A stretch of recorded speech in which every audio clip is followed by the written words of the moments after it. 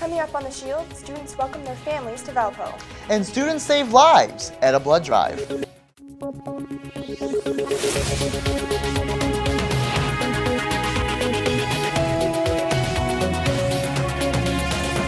Valpo's newest academic building was officially dedicated. I'm Grace Luke. And I'm Ricky Cody. That story is first here on the Shield.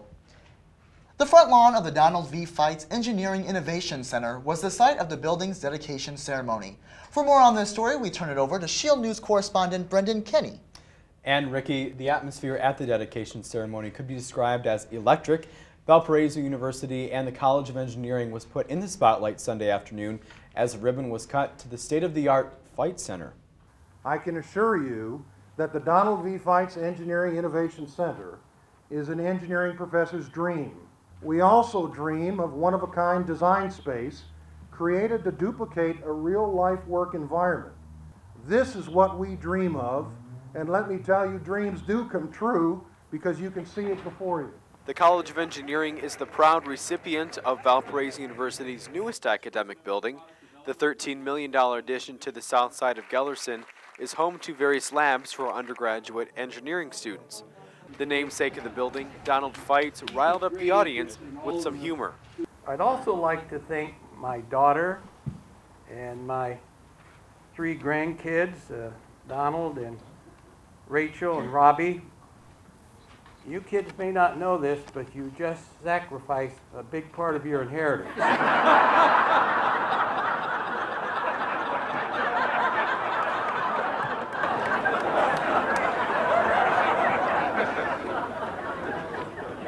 So thank you, but let me give you some advice. If you work hard and get good grades, they might give you a scholarship. Sophomore electrical engineer James Lockridge is anxious to discover the learning opportunities that the Feitz Center has to offer. And I'm really excited to use this building. It's a great facility. When I first walked through it, I was absolutely amazed. Senior civil engineering major Tim Brown is inspired and motivated by his Phi Kappa Psi fraternity brother's accomplishments. Seeing all of the great things that he's done and knowing that he came from where I am right now, the shoes that I'm in, it's a lot of something to reach for, really. And Ricky, the speakers at the dedication ceremony made it clear that this building would better equip students for the workforce. That's awesome, Brendan. Thanks. Grace? Family Weekend was this past weekend and included events such as sporting events, concerts, fireworks, and an improv group. Shield News correspondent Steph Hoving has the details. I'm standing in the union where various activities were held in here for Family Weekend. Family Weekend was held this past Friday, Saturday, and Sunday. It included things such as the Feitz Center dedication, sporting events, concerts, and everyone's favorite, fireworks.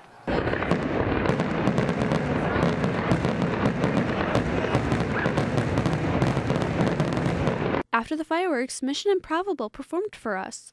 Let's take a listen.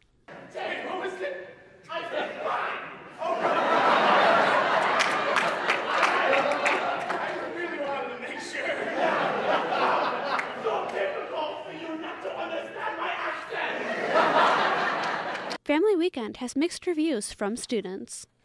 I attended the fireworks and the improv show, and they were pretty good. They were better than I expected. I guess Family Weekend was probably scheduled on a bad weekend just because it was during Halloween, and because of that, everybody knows there's a lot going on, a lot of parties out there and just things to do, so they didn't pick the best weekend for that. Reporting for the Shield, I'm Steph Hoving. The next family-oriented event will be next semester early with Kids and Sibs Weekend. With the career fair just last month, the Career Center has been busy helping students search for jobs. The Job Search Strategies and Networking event gave students the necessary steps to search for their first job. The Career Center's next event is the Etiquette Dinner and Networking Reception on Thursday, November 3rd. We will have a recap of that event on next week's Shield. We're going to take a quick break. When we come back, we'll have your local and national sports update and take a look at Valpo's weather forecast. We'll be right back.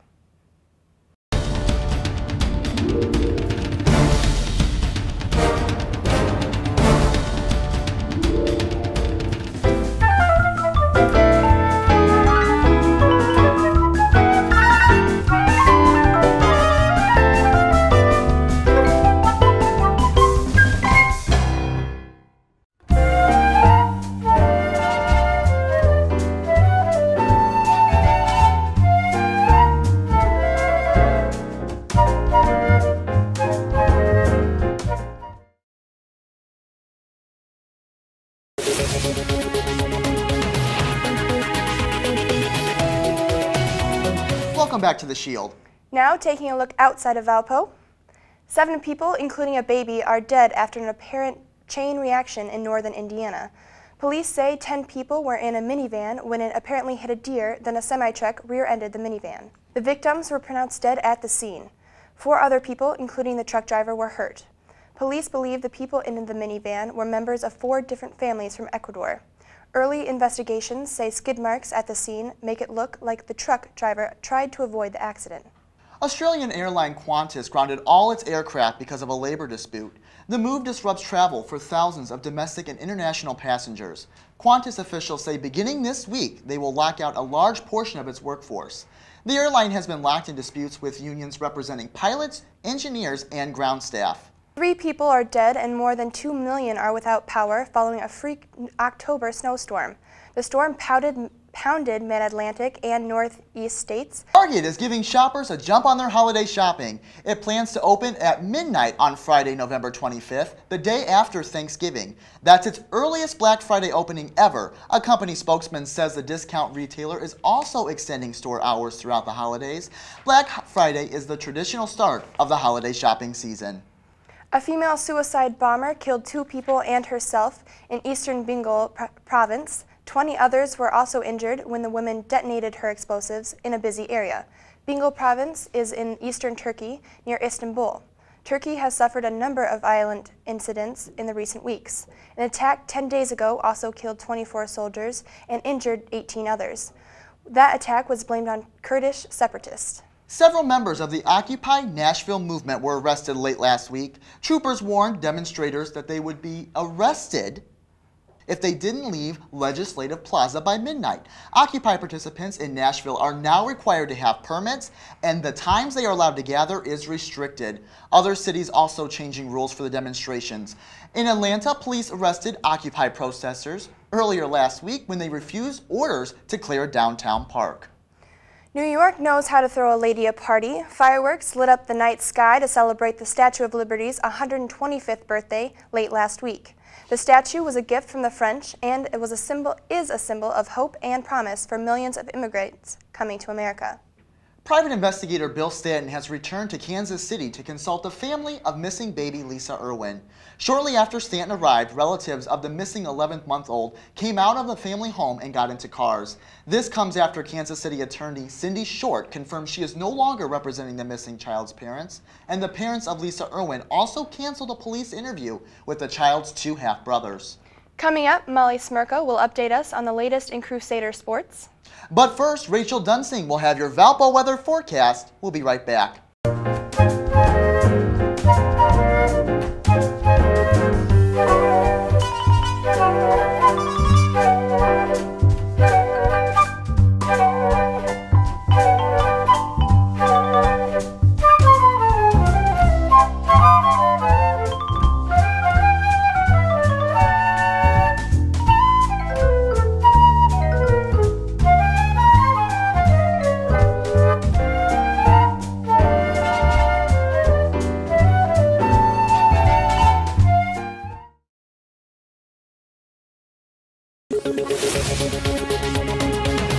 Tropical storm Marina has weakened but has still brought high winds and heavy rain to Mexico.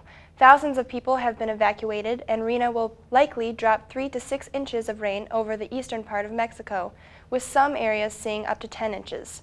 The storm is not expected to hit the U.S. Storm Shield meteorologist Rachel Dunsing joins us in the studio. Now, Rachel, it's hard to believe that hurricane season is almost coming to a close.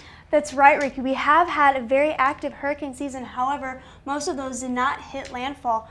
The one we do remember most was Hurricane Irene, which hit the East Coast back in August. However, now the East Coast is currently under 2 feet or more of snow in some places because of a very intense low pressure system that did dump a bunch of snow on that area. However, back in northwestern Indiana, we are expected to see some precip in our forecast. However, that precip is not expected to be snow. So I'm going to take you to the futurecast. You can see tonight we are on the edge of a cold front, which is why we are expecting some rain and showers in our forecast for tonight. However, as this advances into Thursday, you see this cold front pass through, and that is why we are expecting some cooler temperatures Thursday and into Friday. And as that passes through Friday and into Saturday, we are expecting a high pressure system coming into our area, so the clouds are going to start thinning out, and we can expect to see a few warm-ups in the forecast. As you can see, on Saturday we are expecting partly cloudy skies, and the high will be much warmer than we have been experiencing these past few days. However, for tonight, our low is expected to be 39 degrees with a slight chance of rain remaining in our forecast because of that cold front making its way into our area. Heading into tomorrow afternoon, our high is expected to be 52. That slight chance of rain still remaining in the forecast as a result of that cold front. And as we head into tomorrow night, our low is expected to be 41. However, the chance of rain does increase. And as I take you into the 5-day forecast, we expect Thursday to have a high of 52 and a low of 41, and that chance of rain. However, as that cold front starts to pass through, Friday we can expect a high of 54 degrees and a low of 34. However, we will have a slight chance of rain that continues into Saturday even, as we are sitting under higher pressure after that front moves through. So we can expect a high of 60 degrees on Saturday, so a slight warm up. However, as we head into Sunday and Monday, those temperatures do start to drop off once again into the 50s because we do have another cold front expected to make its way through our area. You know, Rachel, I realize that it is November, but still, I still can't get over the fact that our temperatures for our overnight lows are going to sit in the 30s for Saturday and Sunday. Yes, well, it is November, and we can expect more fall-like weather coming soon. Oh, that's a bummer. Thanks, Rachel. You're very welcome. Now we turn it over to Molly Smirka, who joins us from the sports desk. Molly? Thanks, Grace. The men's soccer team made Valpo sports history on Saturday night. They became the first team to claim a Horizon League crown since Valpo joined the conference. The team is guaranteed at least a share of the regular season Horizon League title with their 1-0 overtime win over UIC. The men's soccer team made Valpo sports history on Saturday night. They became the first team to claim a Horizon League crown since Valpo joined the conference. The team is guaranteed at least a share of the regular season Horizon League title with their 1-0 overtime win over UIC. UIC and Valpo were scoreless through regulation, and in the 99th minute, Jonathan Smith lined up for a direct free kick. The low ball headed towards the goal, and no player was able to deflect it, giving the Crusaders their 4th straight win and staying undefeated in conference play. Crusader goalkeeper Kyle Zobak had 4 saves during the game, including one in the 86th minute after this shot by Eric Frazier. With the win, the Crusaders set numerous records during the game. It was also the 5th consecutive shutout, breaking the record of 4 shutouts from last season. Valpo has not allowed a goal since the 85th minute against Oral Roberts on October 9th, a total of 484 minutes. And Kyle Zobak has a total of 17 shutouts, matching the record set by Ryan Schwartz from 2006 to 2010. The victory gives the Crusaders at least a tie of the Horizon League title with 2 more games left to play. Valpo has 16 points, and by gaining 1 more point will clinch the outright league title and would host the Horizon League semifinals and final. Their next game is tonight at 7:30 at Brown Field, as the Crusaders will host Butler. Bryce Drew made his coaching debut Saturday night as the men's basketball season got underway with an exhibition matchup against the Hillsborough Chargers, a team that was ranked as high as number 4 in the Division II polls last year. The Crusaders were ahead 33-31 at the half behind Ryan Brokoff's 13 points, and in the second half, neither team led by more than 6. And with 5 seconds to go, the Chargers up 71-70. Kevin Van Vyk had a layup and the foul to put the Crusaders up 73-71. Hillsdale had a chance at the end with a 3-pointer, but Tyler Gerber's shot fell short, and the Crusaders were led by Van Vyk with 23 points, and Brokoff added 23 rebounds. The Crusaders have another exhibition game tomorrow night against Augustana. Tip-off is set for 7:30 in the Arc. The volleyball team was trying to get back in the win column with 2 road games against Butler and Wright State. The Crusaders lost a 4-set game to Butler on Friday night. Valpo kept it within 1 at 14-13 in the first set, but Butler rolled off 5 straight points to gain control to take set 1. Set 2 saw the Bulldogs and Crusaders tied at 17. Butler rallied again and went on an 8-2 run to go up 2-0. The Crusaders were able to come back in set 3 after trailing 15-10 and go on a 7-1 run behind a Morgan Bio and Lindsey Hawk block. Butler would take a 22-20 lead, but the Crusaders would rattle off 5 straight points to take set 4.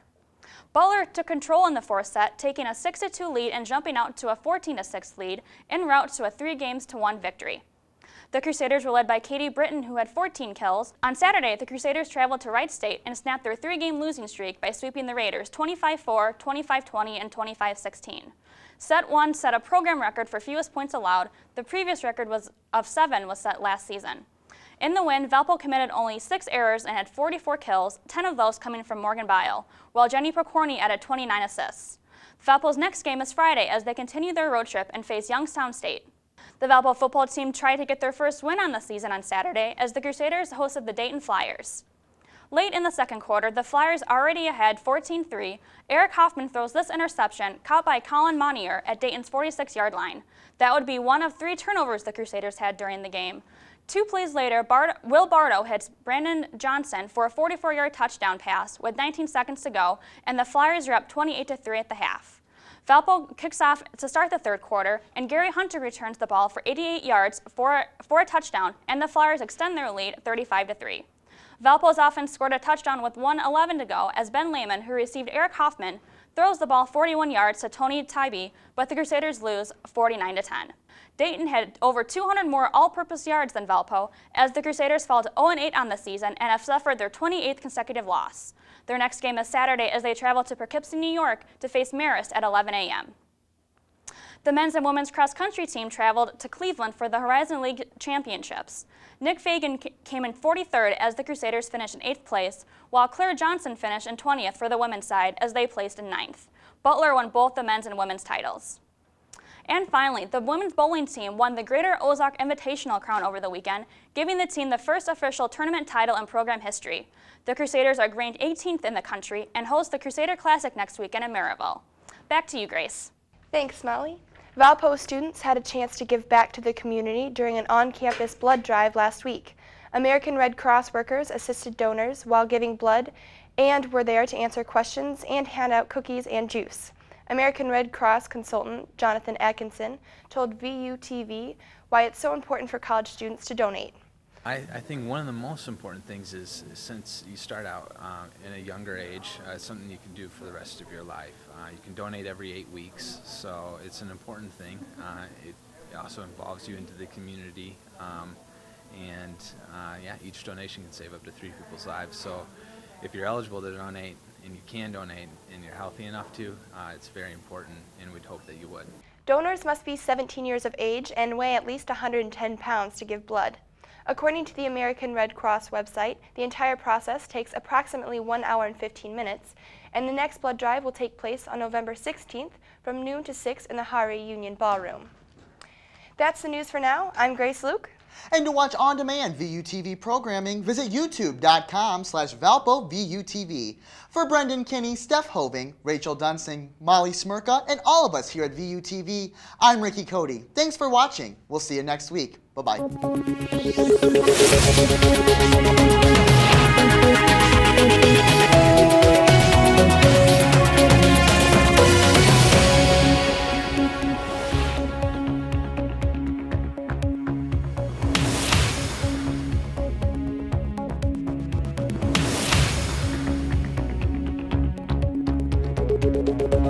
you.